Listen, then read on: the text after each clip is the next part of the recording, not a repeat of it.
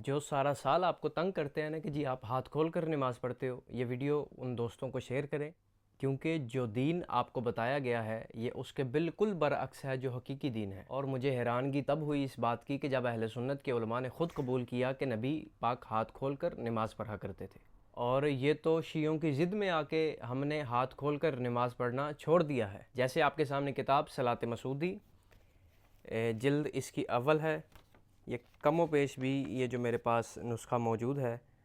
یہ 200 سال پرانا نسخہ، یہ کتاب آپ کے سامنے، اور یہ وہی کتاب میرے ہاتھ میں موجود صلاۃ مسعودی، صفحہ نمبر اس کا 56، جلد نمبر اس کی اول، صفحہ آپ کے سامنے اس کا موجود۔ اہل سنت کے عالم لکھتے ہیں کہ مولا علی جب نماز پڑھتے تھے تو مولا علی نماز پڑھتے ہوئے اپنے دونوں ہاتھوں کو سیدھا کھول دیتے تھے،